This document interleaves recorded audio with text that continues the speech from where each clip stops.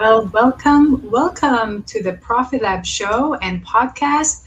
I am your host, Marie Torossian, CPA and 10x Rep business coach, and I am so glad you are here. All right. If you're new to the show, welcome, and then be sure to subscribe or follow wherever you're watching or listening to us on so that you will never miss any of the episodes, which we release them every Wednesday at noon Eastern time. And that's on YouTube, LinkedIn, Facebook, Podbean, and all major podcast platforms. So make sure to find us, listen to us, and follow us. And of course, don't forget to share. That would be very helpful. Let's get the word out and help more business owners together. So in the last episode, we talked about diagnosing your business before jumping into solutions, making sure you're actually working on the right problem. But once you know what you need to work on, there seems to be another challenge. You have to stay in it long enough to actually get results. And that sounds very simple, but from what I've seen, as I coach so many business owners, this is where a lot of progress gets actually lost. Most of them start with, whatever the problem was, they're excited to work on it, they have a plan, and then 3 weeks later, something else grabs their attention. So today, what I want to focus on is the consistency. I want to talk about consistency and why doing the right things consistently will usually get you much further than doing a lot of things occasionally. Let's get into it. Most business owners, I don't feel like they struggle with starting things. And I know that I'm not trying to make this a general theme here, but most people do have an idea when they're excited about it, they get started on it. Okay, we're not today talking about those people that just procrastinate and never get started. Okay, so that's not the people we're talking about. We're talking about business owners that figured out the plan, that diagnosed the plan, they're excited to work on that plan, but then they struggle to continue working on them long enough to see results. What do I mean by that? So think about how many things we get started with great intentions. Let's say in a business setting, it could be marketing consistently. It could be reviewing financials monthly, consistently. Prospecting every week, or documenting processes. Or it could be something personal like exercising. Okay, the first few weeks, they're usually easy because there's that excitement, there's motivation, there's inspiration. But the real test is, are you still doing those things 30, 60, 90 days later? So results usually do not come from one huge push to finish it. They come from repeating the right activities long enough for them to work. Think of a long distance runner. I'm not a long distance runner, but let's think about long distance runner. And let's say your business is that big stretch. Okay, a long distance runner has to have the discipline and build out that the ability, the skill set to hang in there for that long stretch of running. So if that's your business and you just never work on the skill set to be able to do that long stretch of running, how are you going to do that? It has to be consistent. It has to be disciplined. It has to have space on the calendar to get it done. And I always touch back on the calendar. I guess at this point, you guys know the calendar is very important piece of success. So controlling time is very, very important.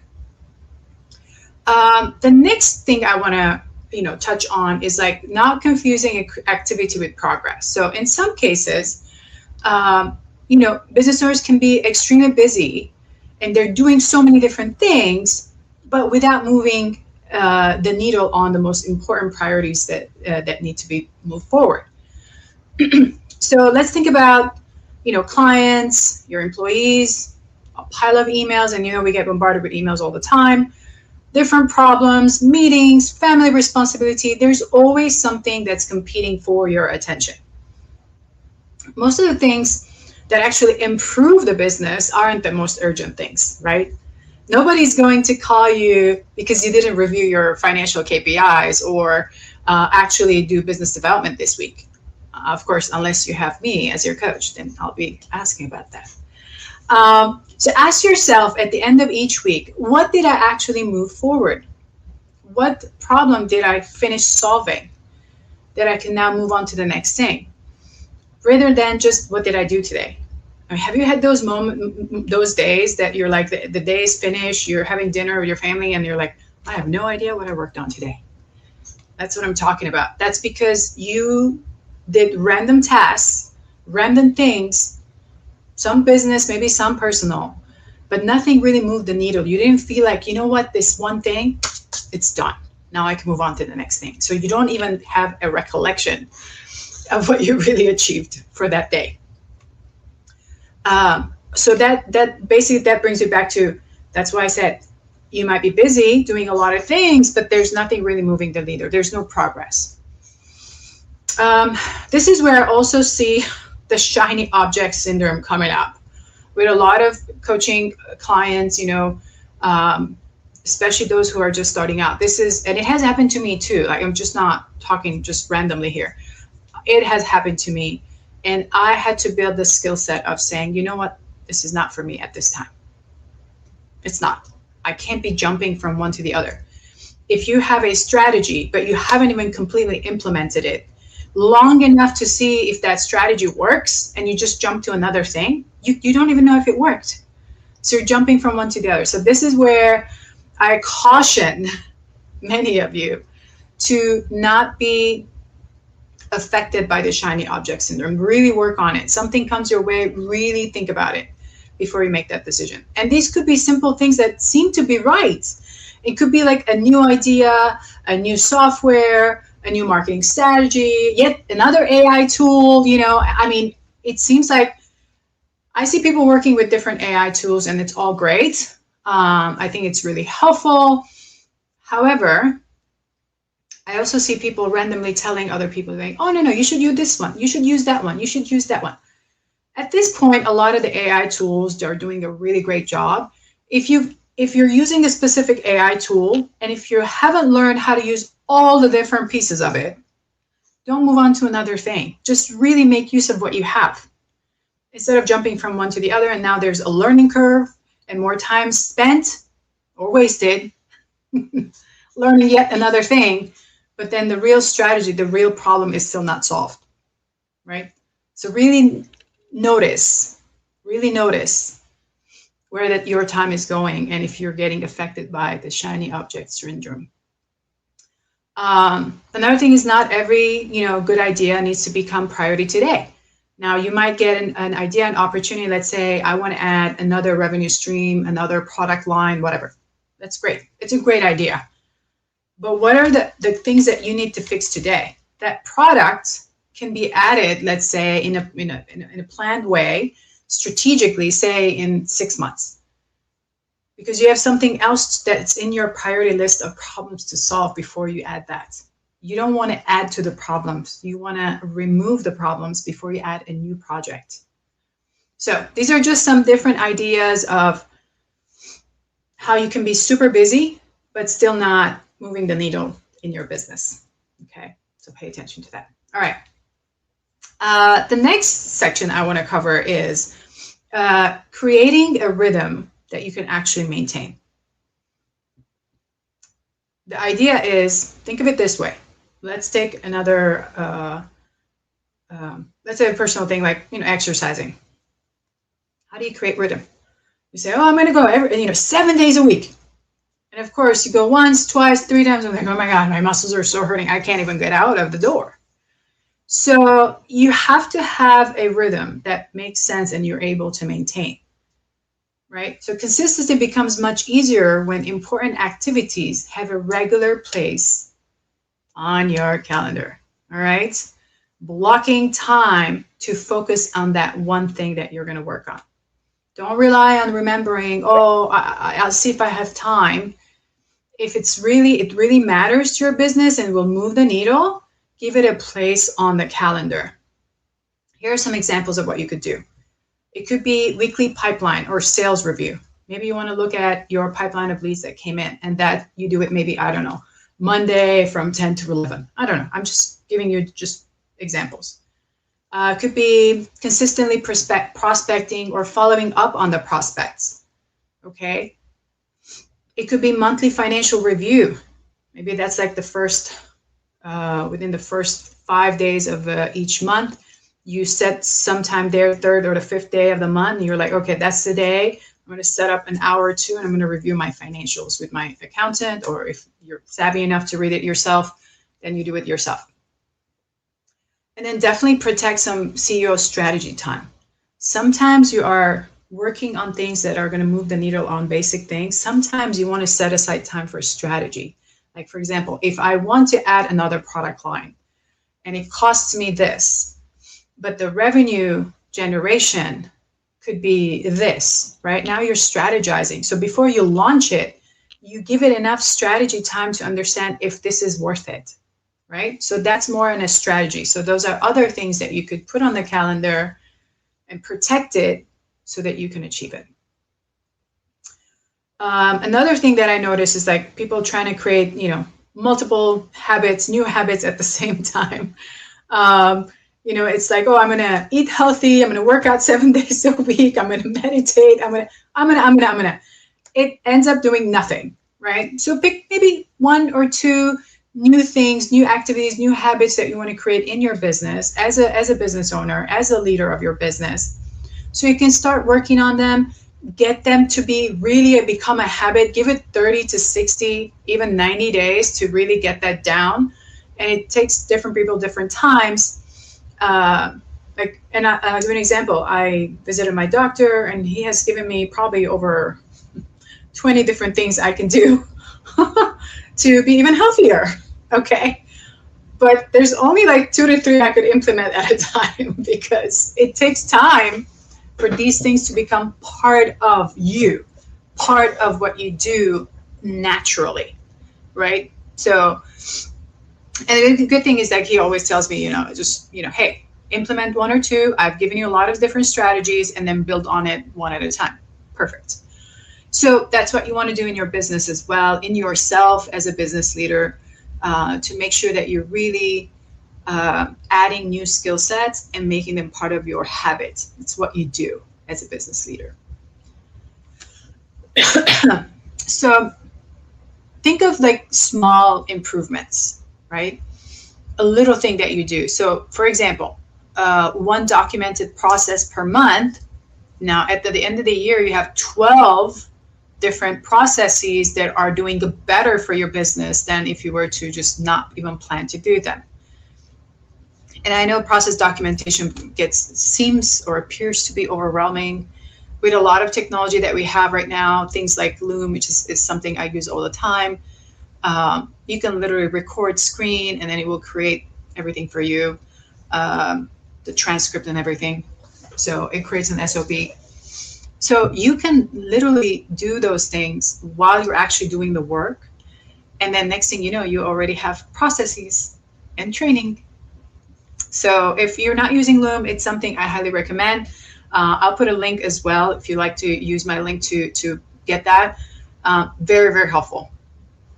Another thing you can do is say the weekly sales activity, okay? Whether it's for business development or reaching out to prospects. So if you think about that, if you do it even once a week, then in 52 weeks, which is 12 months, you have a better business development plan. You've actually touch base with every single prospect, for example. So consistency, it can feel boring because you're kind of repeating actions, but repetition is often where the results come from. The repetition is going to make it a habit for you.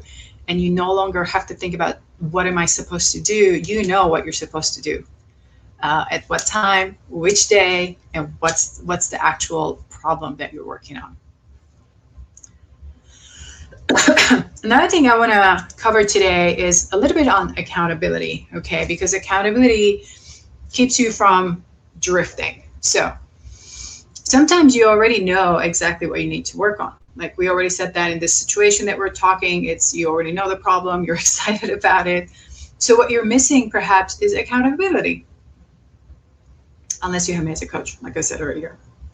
Um, this is something, again, I see it all the time during coaching. Accountability is one of the things that really, when people lack it, it just doesn't move the needle at all. Okay.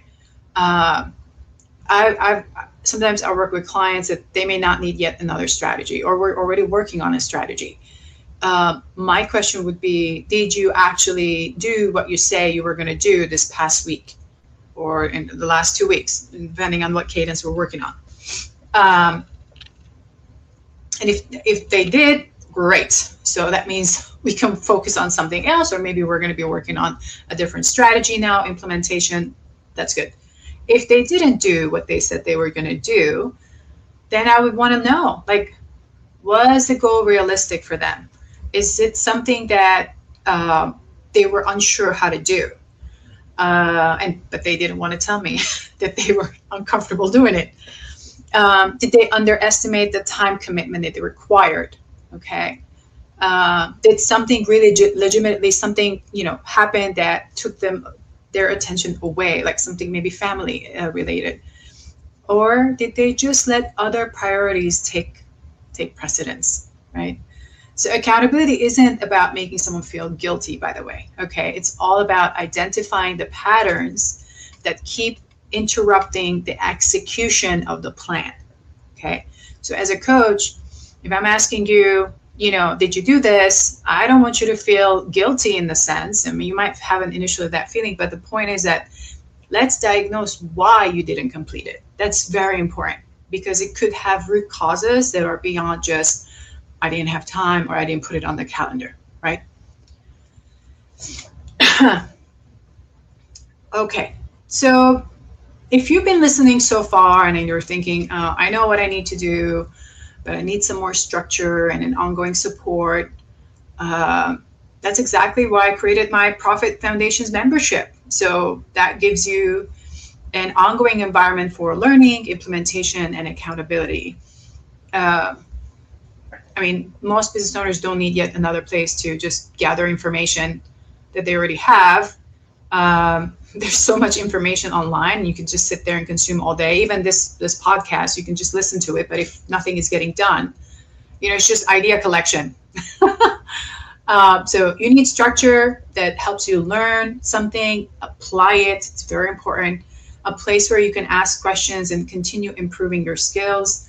This is really the place where you can do exactly that. The Profit Foundation membership, provides ongoing business education and resources, plus an opportunity to come in each month and have a Q&A with me and stay engaged and work with others as well. So if this is something you would want to consider, I'm going to put in the link in the description box, so you can go ahead and click and get more information on that. So as we wrap up each week, here's the profit question for you. What is one habit or routine that, if you consistently followed each and every week for the next year, would significantly improve your business? Okay, so one habit or routine consistently done for a whole year, week after week, would significantly improve your business. So again, pick one, right? One. And then here's some actionable takeaways. Choose one weekly CEO habit that directly supports your current business priority. Block it on the calendar, very important, and then protect it. Commit to it for the next 30 days before deciding whether it works for you or not. At the end of 30 days, ask, what changed? Do I continue doing it? Do I adjust it or replace it? So one habit on the calendar, 30 days, and then question yourself, did it work? Did I stick to it? Do I need to adjust anything? All right, as we wrap up today, remember, don't confuse activity with progress. You don't need to do everything at once. Identify what matters, create that rhythm around it, and stay consistent long enough to see results. Next week, we're going to talk about what happens when you have a specific business challenge that needs more than another idea. You need focused time to work through it, make decisions, and create a clear plan forward. So with that, I'm Marie Torossian. Thank you so much for joining me on the Profit Lab show and podcast, and I'll see you next week.